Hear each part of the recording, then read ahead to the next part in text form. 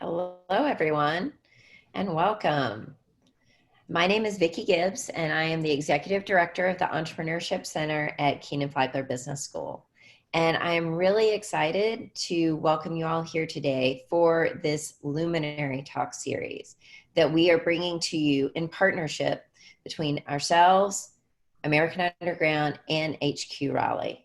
And the purpose of this is to bring insights and advice to our community out there, all of you who are entrepreneurs, leaders, ecosystem partners, and policymakers. And our goal is to help you navigate in these uncertain times. We're going to be having these once a month between June and August. And this series provides a collective effort in helping our Triangle community get through these unprecedented times stronger together. I'd like to welcome our first guest in the Luminary Talks. We have today Alan Cline, who is the Senior Managing Director with Vista Equity Partners, which is a leading investment firm focused on enterprise software, data, and technology-enabled businesses. Alan co-heads the Endeavor Fund, which focuses on mission-critical, high-growth enterprise software businesses with $10 million to $30 million in annual recurring revenue. And Alan brings a unique perspective as an investor, but also as the founder of Fandango. He's been on both sides of the table, so he really understands how delicate and powerful the relationship between investor and founder can be. He's going to provide us insights into how investors are approaching and working with their companies during this time, as well as how to think about your own investors and those relationships. So thank you for being here, Alan. Thanks, Vicki. Happy to be here. Glad we can make it work. Great. Well, I wonder if you could, I gave a little bit of your background, but I wonder if you could just kind of introduce yourself to the audience. When we prepped and stuff like this, you told us that, everyone knows about Fandango, but you've had some other businesses and sort of your perspective coming in as an investor now. So yeah, great question. And I'd almost frame it a little bit as, as I've managed my career throughout the years, I've even kind of as a wee pup, like I viewed it as, being at that intersection of people, capital, and ideas was like a really exciting place to be. Where if you had an idea, some great people to work with it, and enough capital to get rolling, you could really do some interesting things. And so since college, I've been able to manage to put myself at that intersection time and time again. Whether it was at Goldman Sachs in the technology practice to learn, and then Stanford for graduate school and a bunch of things we did there. And then between different times, helped start a business now called Page DNA. Some of the folks I founded it with were still run it today. So it's been around for 23 years. Workflow automation software for commercial printing, basically. So very sexy stuff, but great business and some, incredible learning with some very good people. And all those things I find is building blocks to kind of where you go next and where I sit today. And so I think those experiences, whether it's the learning, the walking in the shoes of others, the empathy, the problem solving, the team building, the fact that they don't teach you in business school anything about sales, and they don't teach you anything about managing people, which is where you spend 75% of your time as a manager. So very ill prepared. So that's a bit of the background that I might say is relevant for here today. I've spent the vast majority of my recent career on the investment side, but I've brought with me some of those prior experiences. Cool. Well, how did you find that transition, from founder to investor? It was a tough transition, in part because I was a young founder and a young investor, and I felt like there may have been more things I needed to have done to develop the knowledge and skills before I made that move to the investing side. I had a lot to learn, and fortunately, I think being very self-aware allowed me to take those two things, be observant, never be afraid to ask questions, get advice, and never feeling like I had to have it all figured out, right? And so I think that allowed me to kind of grow and develop, but it probably was a 5-year transition to where you felt like you could be comfortable in the investor chair versus day one when you're getting started. Probably the most important piece of advice I got in that time was, hey, your job is to be kingmaker and not be king. And I think it's pretty simple, but it's true. Your job is not to do the job of the CEO, but to help them be their best selves. And at times it's really hard when you want to be hands-on and add value and be helpful to not just leap in. And that can be the wrong instinct, particularly if all is not well. And, in small companies, it's challenges abound. And so I think that was probably the hardest thing, but probably the single best piece of advice I was able to get. That is great advice. So, speaking about Vista specifically, what do you really enjoy about being a part of that company and what y'all are doing? Yeah, so Vista's been interesting. I remember when I was thinking about my next thing, it was in 2001. The internet bubble had collapsed very quickly thereafter. Just knowing how software P&L worked, I felt like there was going to be a software correction thereafter. Just looking at the math and the market demand, and there was. And I felt like what I wanted to do needed to map up with the market opportunities. And so Robert Smith and I've known each other, and Brian Sheth for some time, basically since I graduated from college, and they were starting Vista. And so Vista was a young company. It was 8 employees, 1 investor. And to me, it felt like, okay, it's a little earlier than I was thinking I would move into in the investment side, but you can't pick your timing and your markets. And so it felt like a great place to go, some people that I had a high degree of respect for. And if you were to say, what do I like the most about what we've done over that kind of roughly 20-year journey, is there is an enormous amount of knowledge and experience that has been accumulated at Vista and in our portfolio companies, far more than you could ever access and learn. And that has continued to grow and develop over time. And I found that to be, the single most amazing part, which is, if you like learning and being part of a learning organization that, respects intellectual curiosity and provides that opportunity, it never ends. And so that to me has helped keep it interesting for both decades. That's cool. Well, it also sounds like that a big piece of you getting involved was the people you were getting involved with, much like founders or consider their founding team, right? 100%. It's, and it sounds trite because everyone says it, but the people matter a ton. You could have, the allure of private equity at times, or venture capital, another part of the market. Sounds great, but if you pick the wrong people, it's a terrible, terrible chore. Because you spend a ton of, we all spend more time at work than we do necessarily with our families, and therefore you really want to say, hey, am I embarking upon a journey, win or lose, with people that I respect, trust, and enjoy working with? And if you get that part right, the rest of it is worth the effort.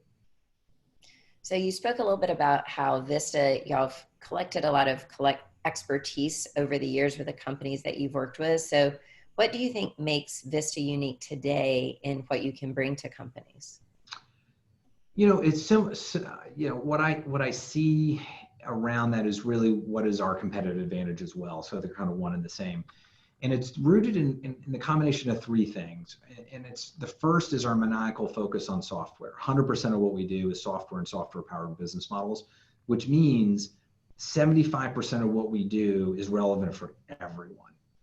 And so they can talk among one another. We can talk. The pattern recognition becomes really important, making the investment as well as helping on the advisory side. So that's number 1. Number 2, our activity level is, bar none, top in the industry. We're year in, year out, one of the most active software investors. And so again, you're just continuing to add your pattern recognition of, who's building great businesses, how are they solving problems, how are you going to pick winners and losers, how are you going to help someone, go from good to great, all that activity level, has a huge impact. And then third, culturally at Vista, and this is very true for the whole Vista portfolio, I think that everyone reflects this, is a focus on continuous improvement. We can always do better. There's always something more to do, more to fix next time. Even when we do, we've had some, phenomenal outcomes. The number 1 thing we do is like, okay, what could we have done better? It's just culturally something we've done. It takes a little getting used to for new folks, but it's very much about like, hey, we're going to watch the game film, much like a sports team would, and say, next time we're going to do better. Makes sense. So you have some ties to the triangle. Why do you love the triangle? And what do you see here from like an entrepreneurial ecosystem and things like that? A few things. So 1, I'm a native North Carolinian. So I grew up in Charlotte. And 2nd, I went to high school in Durham. So at the School of Math and Science, go Unicorns. So I'm always going to have this kind of deep personal connection to the area. Second, the Triangle has a number of world-class educational institutions in or nearby that make it a great place for learning, a great place for new ideas, and honestly, a great place for building businesses. You can name a few, obviously Carolina State, Duke, NC Central, and then there's a list of other colleges. I think the region is really blessed with a lot of colleges and technical schools that kind of build that long-term foundation. And then ultimately off of that, I think there is a strong and growing business and technology environment that has been born and grown. And I think if you look at it over the 20 years I've kind of been paying attention to it, it's great. I think it's gone the trajectory and path that you'd want it to. I think it's got its own identity. I think people are able to blend their professional aspirations and lives with their personal lives very well, frankly, better than a number of other areas, which I think is a real asset for kind of the community that has been built. And then finally, I think the Triangle area is a great quality of life. There's good schools, good communities. Honestly, it's a short drive to some great beaches and some great mountains. And I think when you add it all together, it makes for kind of a holistic place that I think has got strengths kind of no matter which angle you're looking at it from. Cool. Well, let's shift, and I love all those things about the Triangle too. I've been here for now most of my life, interestingly enough. Let's shift over to talk about COVID. So this is something that we've all been, sorry. This is something that we've all, this is new to all of us, right? So we're in these times that are strange and new, but we're all having to deal with it, and we're all having to deal with it together, right? So can you speak a little bit about how this has impacted you personally and professionally? What is a normal workday like now versus back in January?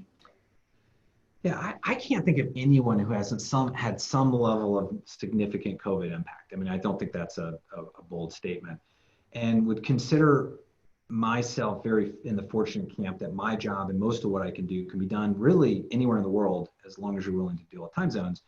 Having said that, I can't do everything. Meeting folks who you're going to invest in person, sharing a meal, determining do we click, do we have a personal connection? These are super important, and these are things I haven't found a substitute for over Zoom yet. In the beginning, because as we adjusted to it, we were helping our portfolio companies first understand that there was a crisis. And so it was basically in February, we looked at it, and I would say the real tipping point for us was where Italy had a untraceable outbreak where they couldn't figure out where it came from. And our view was, we're not epidemiologists, but the view was it is now not a China-centric thing. It's not an Asian-centric thing.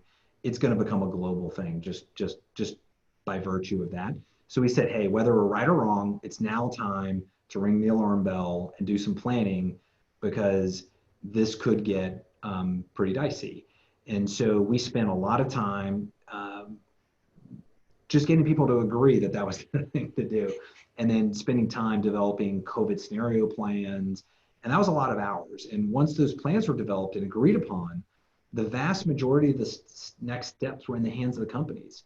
So for 6 weeks, we were in this fire drill kind of effectively wartime mode, which was exhausting, but it was easy to get the energy up and the focus because you knew what you needed to do, right? The call to action was clear. What you do next is clear. We don't have the answers for the end of 2020, but we know what's next. And then overnight, we went to half speed because now it's in the company's court. They now have, the responsibility of executing the plans and managing the teams. And so I'll probably shift gears to what happened for me then. So, and I've shared this with a number of folks who I think generally have found this to be somewhat comforting because they were like, hey, me too. So during the crisis, it was easy to have that energy and drive.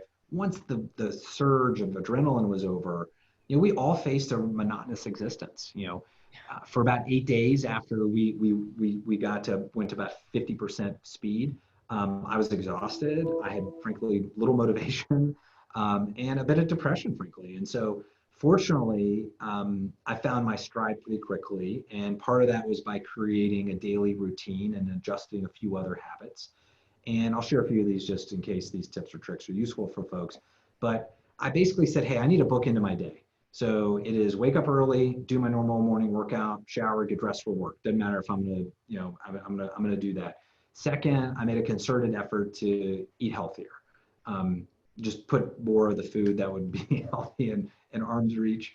And then I created an end to my workday. I wanted to say, hey, when does the day over? Because what I found for 8 weeks was it just never ended. It was this amorphous beginning, and it ended when the head hit the pillow.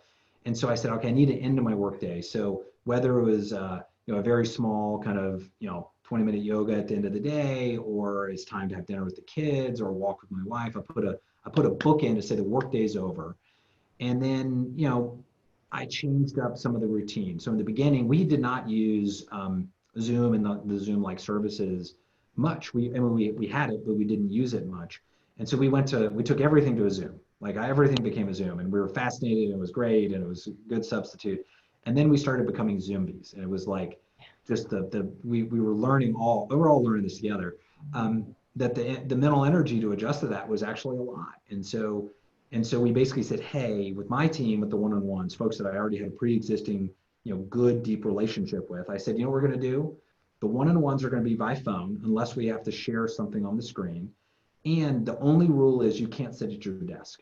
You have to go sit in another room of your house, sit outside, go for a walk, background noise is fine. Like we're going to adjust this so you get a mental break that you can do, and that the expectation is you're going to do that. And then finally, I scheduled working time in my calendar because everyone was not traveling. Everyone was sitting sitting exactly where I am now. Everyone knew you're available, and so we were all getting back-to-back calls. So I had to carve out that kind of my working time, my thinking time, and block it out on the calendar and protect it. I fortunately have a trusty right hand in Julie who made that possible. So thank you, Julie. And then I told everyone, in part so I could tell myself, you need to be forgiving of the old expectations. Stop apologizing if your kids come on Zoom. Let's welcome them on. This is part of the thing. Don't apologize if the dog barks. I have one colleague is a very needy, super cute dog, and it was like 4 Zooms, and his dog sitting in his lap, and then their 5th Zoom, the dog wasn't there. I was like, what are you doing? The dog, where's your dog? And so you go get the dog, and the dog was happy. And I'm like, look, we just got to throw out the old expectations, and where we can, let's just be forgiving of ourselves and one another. And while not perfect, this made a big difference for me. And I think for those who have found their own routine, it's made a big difference to make this far more sustainable. We all are experiencing it. So, the monotony is still here, but we're adjusting as best we can. Yeah, I think you made some good points there. The sustainability is really important. I think at the beginning it was like, you're on fire, everyone's trying to get through it and figure it out, right? But now it's like it's the long haul, right? And so it's more of a marathon type thing. You also spoke to how it's affecting personally and some of the personal habits you've developed, and self-care is something that we've been talking a lot in our communities, in our teams. How do you think those personal stresses are impacting your founder and their teams and things like that? Yeah, I think everyone, including myself, started by putting on a brave face, which was, I'm sheltering in place, but it's all good. I'm going to do 100% of what you saw before, and you won't be able to tell.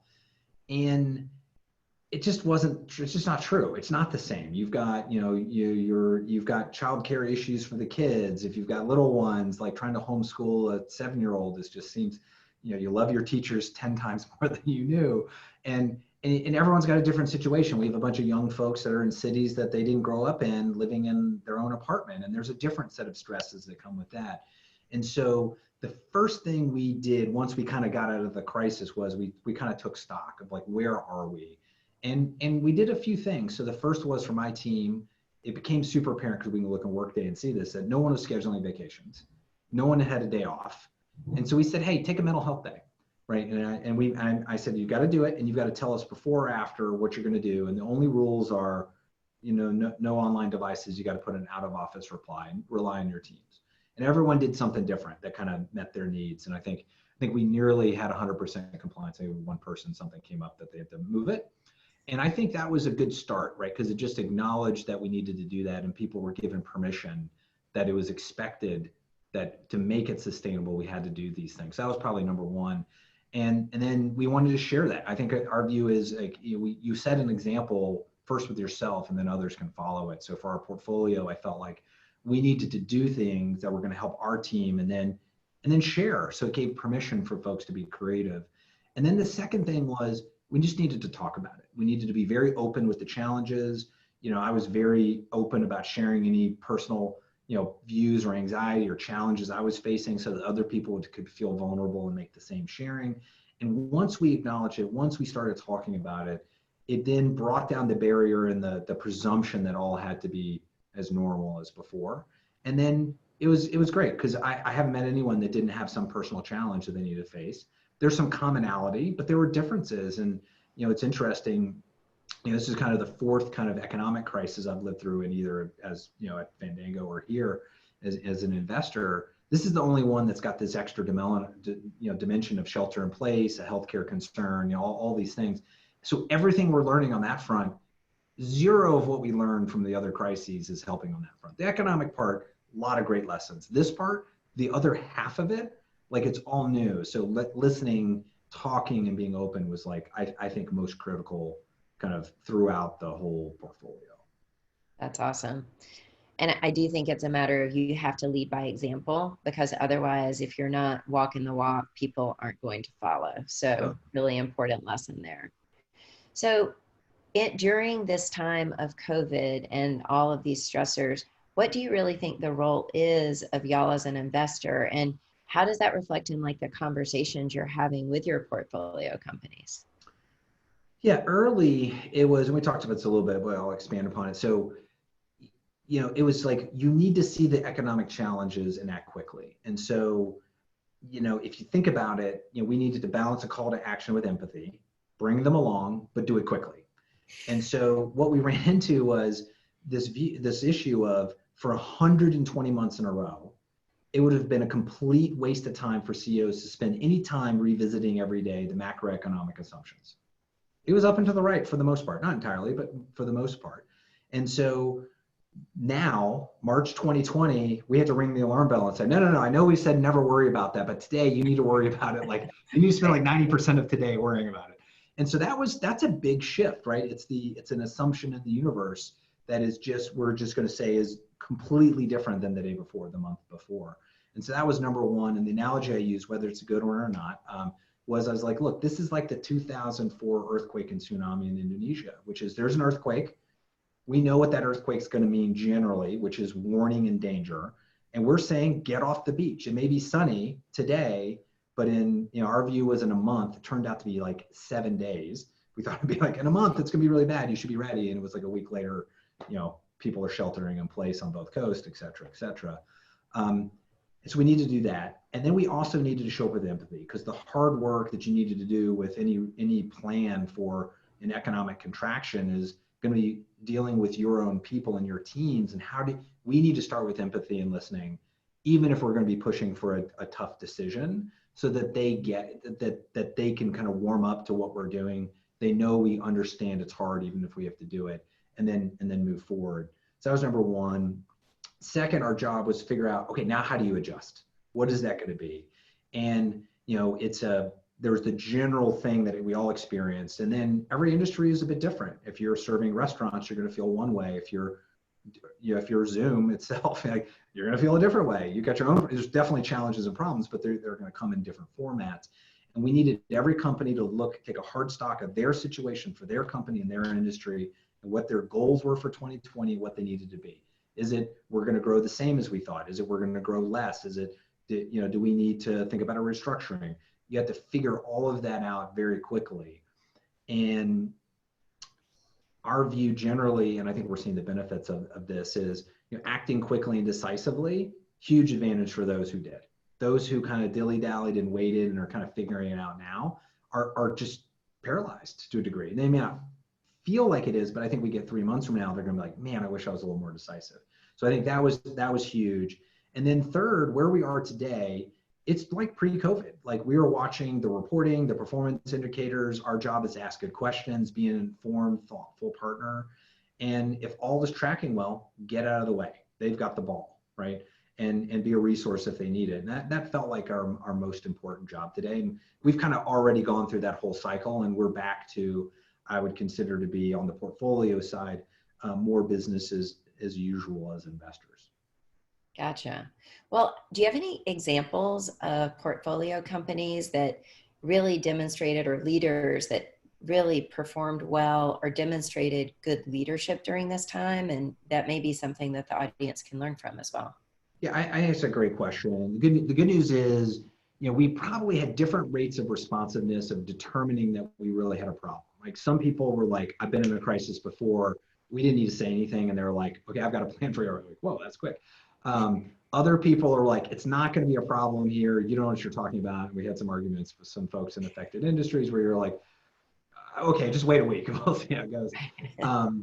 But without exception, I think we have a portfolio, and it's 65 companies. I think 100% of our companies, when the chips were down and it became super clear and everyone was in agreement, great leadership across the board. I actually honestly don't think we have a single exception to that, which was awesome. So let me just, rather than a single example, I can probably give you a little sense of what some of our high performers did that I thought was great and kind of consistent.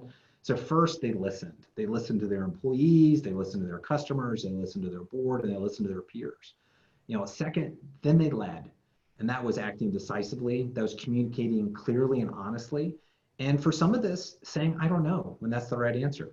And so bought themselves credibility where they did have answers. Then they listened some more, and then they adjusted, because we're still adjusting along the way. And then they showed empathy. And whether it's to the employees and specific situations that needed to be managed, or with the customers, taking a long view of that customer relationship. And I think there's a number of things folks did, which is, I'm going to show some short-term flexibility for the long-term benefit of our relationship. And there were some really creative ways to go do that, where the customer looks at it as, wow, you were there for me when I needed you most. And therefore, the company, you can even just do the math, on a net present value basis, will be better off, our company. And in the near term, you benefit. We saw this through all the economic crises. And so that was a piece that we brought forward kind of wholeheartedly.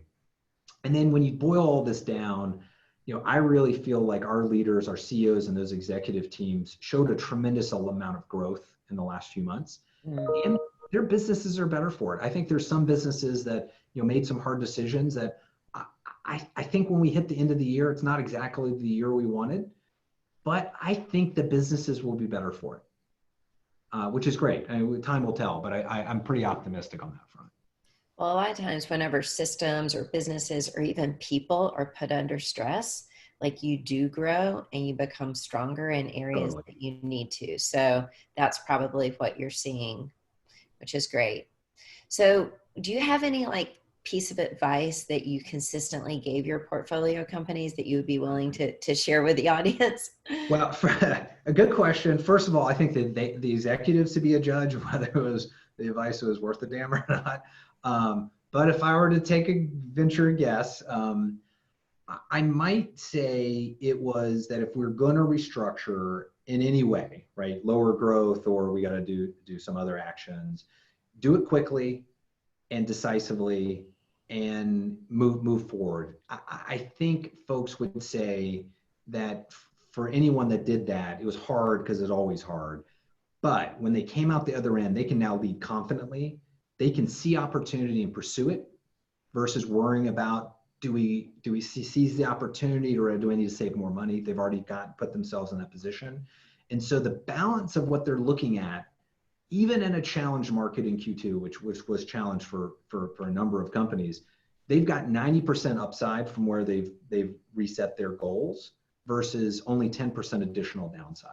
And that asymmetry is so important, because it helps build momentum, it helps improve morale, and it allows them in a moment of uncertainty to lean in on opportunity, where if you were in the middle, I think it would be paralyzing. So I think people would look at that, and I'm not sure everyone would use this word, but a couple have used the word, it was a gift, that hey, where we sit today versus where some of their peers in their community, not necessarily the Vista portfolio, who didn't act, are now struggling with, what do I do now you guys did that 2 months ago.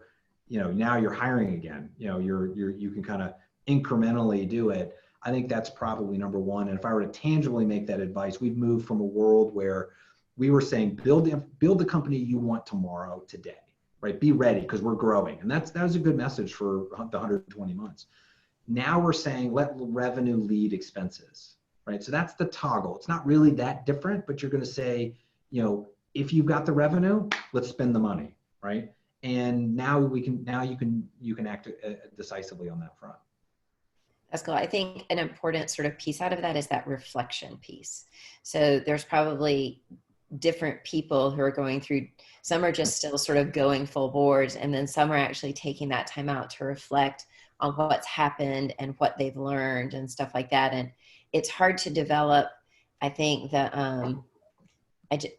just that as a habit. So I don't know if that's something that you regularly do with your companies or y'all, but it is an important thing that I think as entrepreneurs and people in this space, we probably don't do that as often as we should. Totally agree. The more we do that, I think the better. Cool. So the next few questions are taking a little bit more of a zoom out. So instead of talking specifically about, specific companies or advice, but looking at issues of sustainability and then also D&I. So when you look at different sustainability strategies that your portfolios may employ or that y'all employ or promote, there's general, we're in a global pandemic. How do you prioritize those with everything else? And is there anything y'all are doing specific on this front? Yeah, I answered a great question. So ESG, or for those who don't know, it's the environmental, social, and governance issues, are important to how Vista invests, manages our firm, and collaborates with our portfolio companies. We've recently formalized that commitment by hiring a head of ESG internally and are systematizing and implementing several key value creation initiatives that are not only, in our view, the right thing to do, but we believe in the long run are going to drive better business. And this is for a bunch of things. I think we're seeing, the consumer expectation being translated into the business environment for expectations of responsible business. Now, we have the advantage of we make software, so we don't have plants that leak chemicals or we kind of avoid some of the key ones that are there, but we don't avoid them all. And so as a starting place, we did this in 2019. We actually went through the process to measure and offset our entire carbon footprint at Vista. And so and we're looking to operationalize that going forward. So it's kind of not a big project every year to kind of figure that out. Second, we are implementing software because that's what we do to measure our ESG impact. And I think our view is, broadly speaking, if you can't measure it, you're not going to manage it and you're not going to improve it. And so we're working on that. And then we are in the process of formally launching a sustainability leadership council that will share the lessons learned that can reduce those impacts and collaborate on ESG innovations. And one area we do consume a lot that does have environmental impact is on the hosting side. So if you're a SaaS company, you consume a lot of electricity, right? And so we're working with Amazon, Microsoft, et cetera, to talk about how we influence the type of power they're consuming to power those data centers, to say, hey, how do we find a way to be more carbon neutral even in that element? And this is an ongoing effort. And I think it's something you're going to see virtually every firm do some element here over time, and it's going to come in different flavors. And I think it's a good thing for all of us to be paying more attention to it and bringing a little bit more to the center of what we do. That's good. And then that's also, you can share all of your learnings with your portfolio companies, I would think, too, and then help them. I'm sure they're at different levels of adopting these things as well, correct? Totally. And this is one where there's no cookie cutter approach. You can't just say, hey, follow this 5-step recipe and you're going to have it covered, because everyone's situation is a little different. And we do think that our companies will be able to share a lot in terms of what they're doing and how they're making it a part of their business and a positive part of their business. Cool. That's awesome. So to turn the focus around to diversity and inclusion, your founder, who you talked about, you knew him before it started, right? So Vista's founder and CEO is Robert Smith. He's the wealthiest African-American, and he definitely made headlines last year when he did the amazing thing when he paid off the entire student loan debt for the 2019 graduating class at Morehouse College and their parents.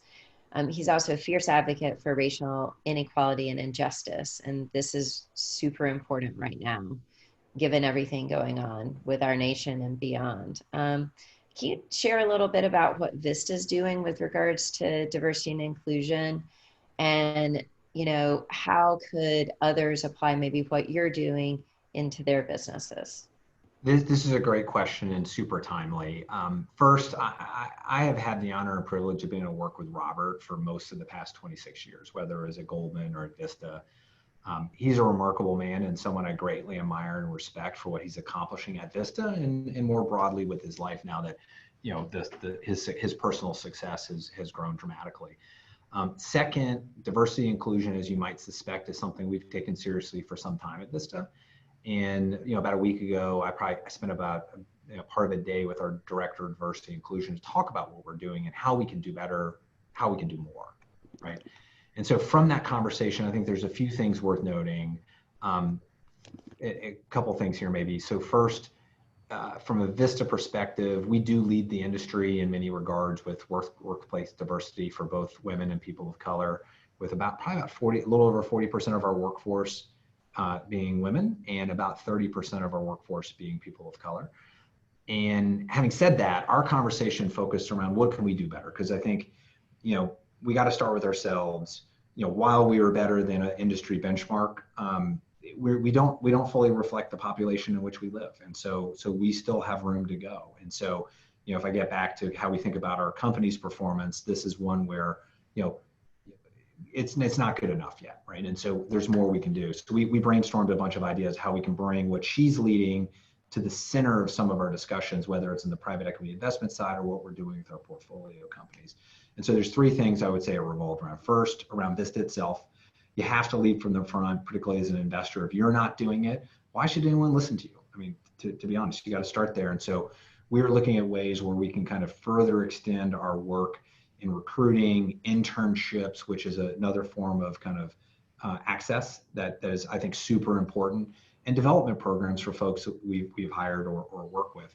So far, that's paid significant dividends. I think when we double clicked on it, I think we can do more there. I don't think the work there is done. The second is through the portfolio, and this is where I think we've got a great opportunity. We've got 65 companies, call it 70,000 employees worldwide. Our belief is this is an area that if we do it together, it will be stronger and more impactful. And so the work here, and Kalita's leading this effort, and I think she's doing a great job, is really first saying, where's everyone in their own journey, right? Where are you today? Let's just figure out where you are today. And there's, we've got kind of a four-phased approach. And, we obviously love everyone to be working hard and already in phase 4, but that's not the reality. But if you're in phase 1, it's not to jump to phase 4. It's like, well, what does phase 1 mean? How do you move to phase 2? And let's help people do that. And if we can do that across a broader set of companies, I think that can be quite valuable. And that's step 1. Step 2 is providing guidance and resources so that people can do it quicker, right? And everyone's good news is really thirsty for this right now. And so I think there's a real opportunity. And then the third thing is ultimately the reporting and accountability at the board level. And so I think that's something we're gonna kind of take a further step for in our own programs, and I think that's essential as an investor to kind of lead and encourage. And right now we've got a super receptive group of companies and executives, so I think it's time's now to make progress. And then the third thing really is with our kind of the environment we live in. So it's our vendors, our own investors, and other organizations we have in our communities that we have a sphere of influence around. And so whether it's economic influence directly by vendors we select and transparency we ask for them, and or things we can help participate and others can follow, either form and others can join. I think, based on the events of the past several weeks, I think we're seeing the spark of a greater awakening. And, I share Robert's optimism that on that front, things feel different today on the go forward. I think that the sadness that is being expressed by the Black community is like completely warranted and kind of a broader, different conversation. But if you look forward and say, hey, can we bring about some change and get some real action? The number of folks that are asking and appear very sincere about doing more and doing better feels very different. And it does. And now the actions have to follow. And, I'm a huge believer in the laws of nature. And I think this is a topic that's had too much inertia in corporate America, a lot of talk, but more inertia. And today we have some momentum. And so now's the time to take advantage of that momentum. And I would suggest folks keep an eye on what we're doing. I think, between a few platforms, Robert's got 3 or 4 platforms he works from. Vista is one of them. I think if you look at kind of the integrated approach across all of that, I think there's going to be lots of things folks can look at as an example. Frankly, programs that people can say, you know what, we don't have the time or the wherewithal to create that program, but we'd love to support it. Like, I think there's a bunch of ways people can get involved, and I think we're going to make a concerted effort to continue to lead in that area, and we'd love to have more folks join us in that journey. That's great. Well, I know we appreciate everything you are doing in that area, because y'all have led, and we need more people like that, but also just more people getting involved. The point you made about we have to do this together. It's not just up to, one person over here or one group. It's everyone starting to move and to sort of get out of the inertia and move to action. And I think having some steps and some guidance is really important. Great. Totally agree. So thanks for that. So sort of shifting back to thinking about you as an investor and talking to your portfolio companies, we've got a lot of folks in the audience who are entrepreneurs. A lot of them either have investors or want to get investors. What advice would you give them about what conversations should they be having with their investors? Or if they're looking to go out and raise funding, what do they really need to keep in mind? I think it's a great question. I'll start with what I would start with. One is transparency. Simply treat folks the way you'd want to be treated if the situation was reversed. The truth always comes out. We're in a very challenged time. It is what it is on that front, and do the best you can. And with that, if you can share that transparency, with that is some vulnerability, and it allows you with your existing investors to build a deeper relationship. And then with the right facts on the table, it's easier to make good choices, right? You can't make things, you can't change the laws of nature. The future is going to be, the environment's going to be what it's going to be. You can only make the best decisions given the environment you are participating in. So I would start with that transparency. Cool. That's important. So how about the investors in the audience? There's, some have smaller portfolios, some may have larger, some may be angel investors. Some of them may be stressing about how to have conversations with their companies, or they may, what kind of advice would you give to them? Yeah, so it's the flip side. On the investor side, to kind of go first and lead with kind of getting to that point of vulnerability, I think you got to lead with empathy, right? And so if as an investor you can lead with empathy, the job as CEO in these tough times is hard. It's a hard one. Listen, have some empathy. It doesn't mean that hard decisions don't need to get made, and that number of folks are going to need a strong board to help them make those decisions. But with added empathy, you will come out stronger the other side. And that is, the entrepreneur, business leader, their responsibility is transparency. And then in exchange for that, I think the investors need to provide empathy. And then in the middle, you'll find great partnership. That's awesome. Great. So I think also times like these, a lot of our entrepreneurs, and I'm sure some of your companies too, they're in entrepreneurial ecosystems where there are mentors, there are other companies. We sit in Chapel Hill, and American Underground's in Durham, and HQ is in Raleigh. And those are all 3 different ecosystems, but then we have the broader ecosystem here in the Triangle. How do folks, I think all of us have tried to jump in and connect entrepreneurs to experts and help give advice, but are there any other roles that we can play or that we should be thinking about to really help all boats rise so we all do get together through this stronger? And before you answer that question, I'm going to say, if y'all do have questions for Alan, please put them in the chat or Q&A. So, what would you say to ecosystem partners like us?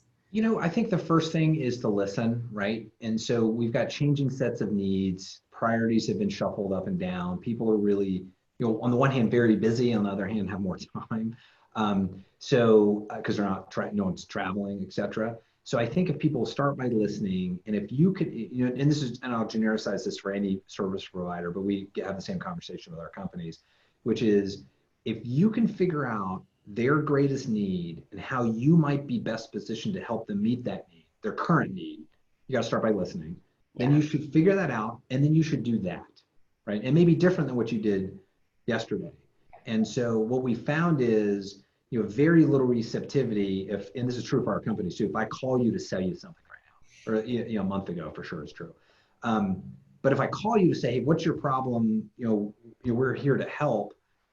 Then people will talk to you about what they're doing, what their priorities are right now, and you learn a lot. And then you can adjust. And so to me, it's a little bit of like, okay, well, how should my value proposition and my relationship with you change? And I'm going to take in your feedback as to what's going on. And that may change over as the weeks progress as well. And I'm going to get back to basics. I'm going to figure out how I create a lot of value for you. And if you create value, demonstrate it, get paid for it, and repeat, everyone's better off. So I would start by listening to figure out if your value is on target.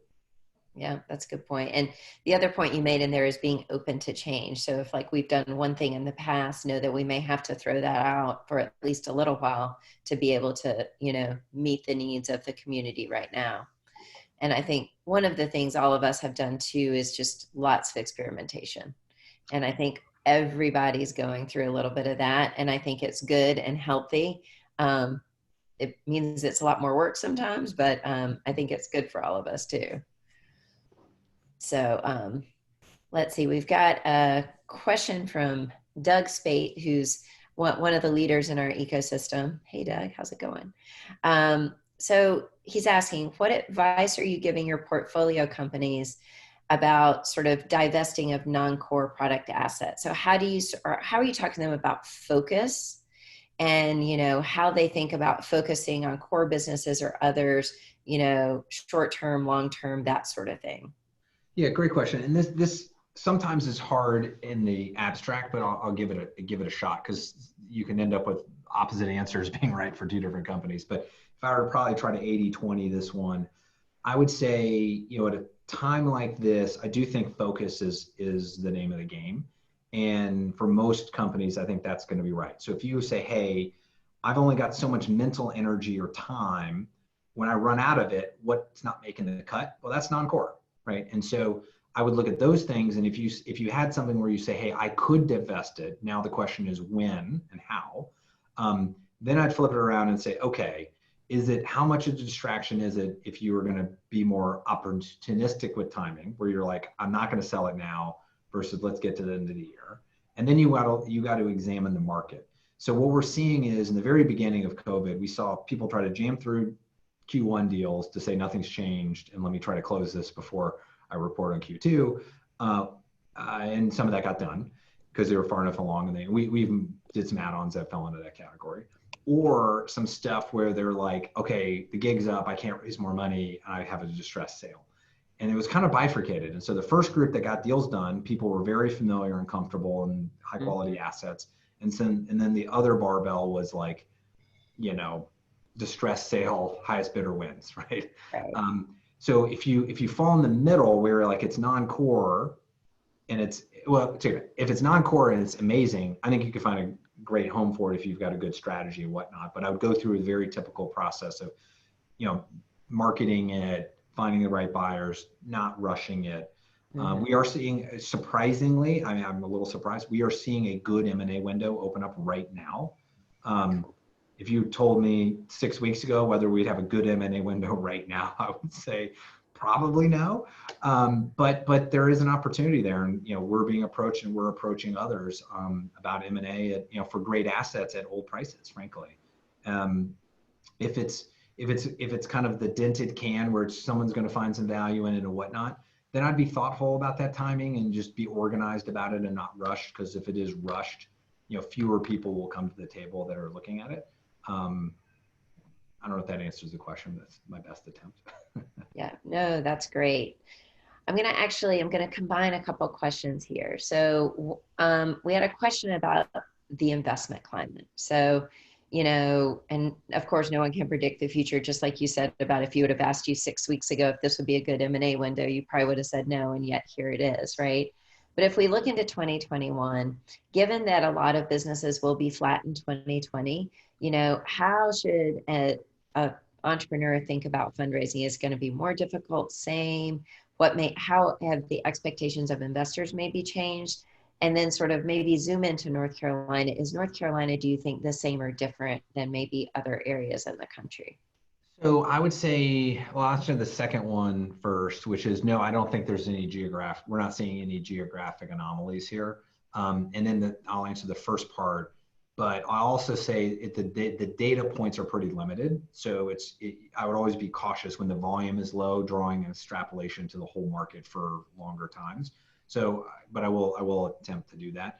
So I would say what we're seeing, and a little bit of this is fast forwarding to the future, is for company, and I'll be specific, even though it may not be perfect. If a company has a great Q2 versus COVID expectations, like they said, you know what, I survived Q2 fine. It may be different than what I thought I was going to do pre-COVID, but I did okay, right? And the long-term success and trajectory of that business feels good as well. I think those businesses are continue to get premium values because they've now proven what's going to happen in a recession. Like everyone says they're going to do great in a recession. In the last 5 years, I've had no one tell me they're going to have a problem in a recession. No one admits it because they don't know. It's been 10 years. Like you don't know. So it's not lying. It's just untested. And so we sit in a world where that's for sure. I would bet on that if you have a great business that does well during Q2, Q3, like you are going to continue to warrant good value. If you struggle really hard for either normal cyclical economic reasons or new reasons, the durability of your value proposition and your business model is going to be tested. And I would suspect you're going to see a material impact on value long term, even when your business bounces back, because you are not worth as much as the folks that are resilient in their business model. Your dollar of current cash flow, projected over the next 10 years has more risk associated with it. Now, that may not be static. That's not going to be true for everyone, but I think we're going to see a bit more separation. I'd say the last 5, 6, maybe even 7 years, rising tide lifted all boats. I think we're going to see a bit more separation. In our world, I think all of software is pretty attractive. I think as a class, I think that category of investment is continuing to be more interesting. And we were even seeing the top SaaS public multiples ahead of February numbers right now. Partly because if you got to put your money somewhere, like it's looking even better as a class versus, if you just take an example, restaurants are going to be highly impacted. And there's plenty of great restaurant investors. Restaurants, took 2 punches to the face. If you're selling software to restaurant companies, you're going to do, you suffered, but nowhere near as much as your underlying clients did, right? Just because the software business model is more resilient. And so I think you're seeing people that do invest across assets where they want to put their money, you're going to be drawn to categories that are a bit more resilient as well. Yeah, makes sense. Makes sense. Thanks. So we've got a couple of, I'm going to do two more quick questions. Then we're going to go to a little lightning round to round us out. Okay. Mm-hmm. So there was one question about how your companies are dealing with their debt providers and, how are y'all approaching lenders with COVID, and has that, of course it's probably changed, or is it more wait and see?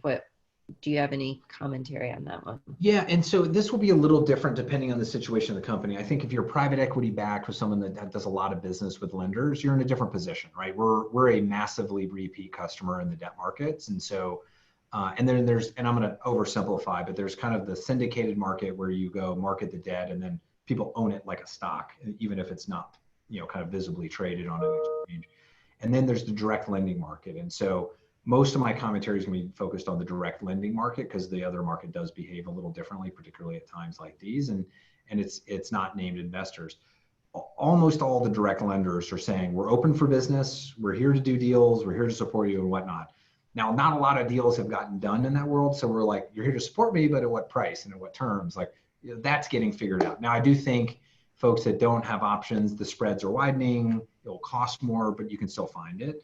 And so what we generally look to do is say, you never want the lender to dictate your business decisions. And it's not that we don't care about our lenders, because we do. We've got great relationships on that front, but you never want the loan to dictate the decisions you're going to make.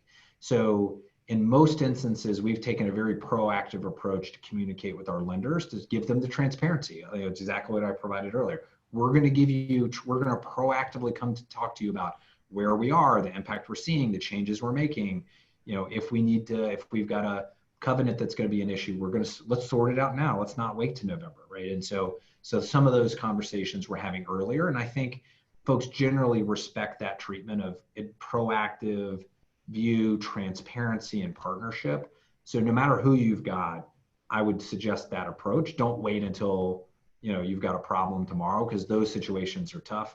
And then I know we've got a broad set of folks on the call. So if you're a very small business and you're working with a lender, I think the old adage is if I loan someone $1, it's their problem, and if I loan someone $1 million, it's my problem.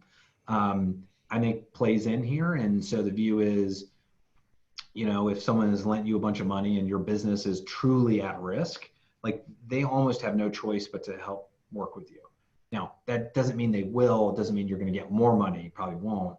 But it does mean that they need to show you some flexibility. And frankly, we're seeing a bunch of industries where the landlord is playing ball because they recognize they have no choice right now. Now will run out because they have the answer to their lenders and whatnot. We'll see how that plays out in Q3 and Q4. But I think be proactive, be transparent. Call a couple other people in case of backups, and you'll see where we shake out. Good luck, because I know these are hard conversations at times. For sure. So this will be the last audience question I ask, but it's something that we talked about in prep too. But how do you think about making an investment or potentially hiring a CEO when you might not meet them, right? It's a great question. We wrestle with this probably every time we get close to a deal. So in March, I had someone say, hey, would we do a deal or hire a CEO that we haven't met? I said, well, in April, no, but ask me again in May. And there's a couple of reasons for that. One is you weren't sure how this was going to go with regards to travel restrictions and people's comfort with meeting people, et cetera. Now we know where that's headed. And we've gotten more used to Zoom and whatnot. And so our companies are continuing to hire employees and train and onboard them they've not met in person. Would we do both of those things? I think the answer is yes.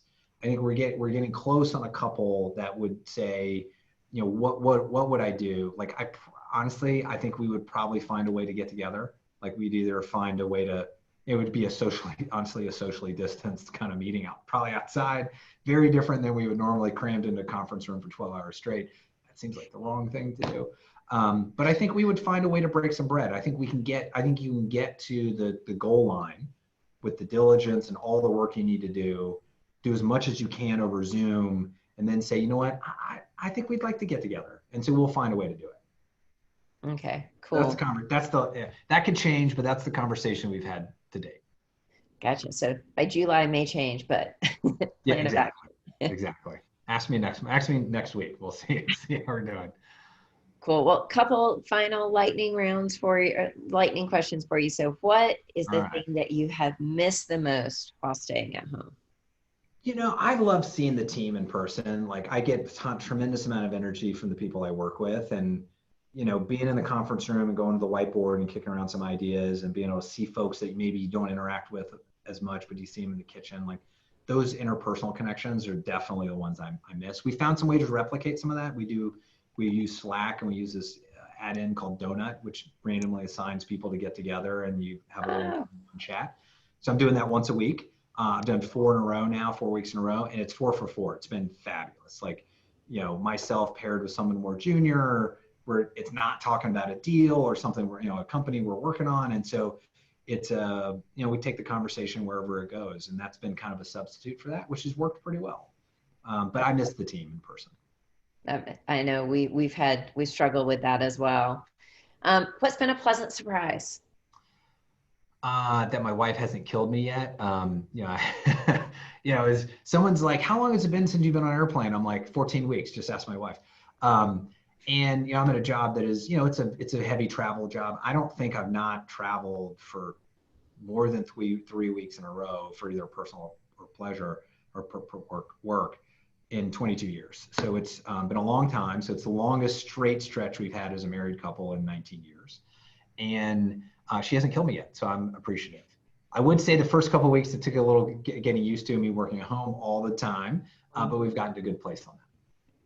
Okay, last question is, do you have a prediction on a way that our world will be permanently changed as a result of everything we've been through this year? So it includes COVID, everything that's going on with Black Lives Matter. So what do you think? So I don't like making predictions, but I'll tell you what my hope is. How about that? That's great. Um, Given the length of expected behavioral change that we're going to see, I think we're going to, for a longer period of time than we would if everything went back to normal today, because I do think we're going to have a longer period of time here of an adjusted world. I think people are going to come to appreciate slowing down. I think people are going to appreciate the simple things in their lives and the people in their lives. And I think as individuals, hopefully we were able to hone in, and I'm not going to use the word happiness, but I'm going to say what brings us joy and satisfaction in our lives. Like, we're going to figure out fundamentally what some of those things are, so that as human beings individually, we can find new ways to ground ourselves when the world does speed back up again, which it will. That would be my hope. And I think from that, all sorts of things are going to happen in terms of like people's convictions and what's important to them and where they're going to spend their time and energies, whether it's personally or professionally. Oh, that was a great way to leave it. So, Alan, thank you so very much for being here. Thank you, audience. Thank you, people who ask questions. Thank you, Keisha and Victor, for running things in the background for us today, and all the teams that put this together. So, Alan, you gave great advice, great insights, and it was really a just wonderful way to kick off these Luminary Talks, to really have us collectively come together as a community and help each other. And I look forward to seeing you in the Triangle at some point when we can travel again. And Absolutely. thank you for taking the time out to invest in us. No, Vicki, I appreciate it. I think the partnership with Keenan, et cetera, has been great, and look forward to continuing it. Thank you very much for your time. And thank you everyone for being here today. We'll definitely send you a follow-up email about the next Luminary Talks, and we look forward to seeing y'all next month. Bye.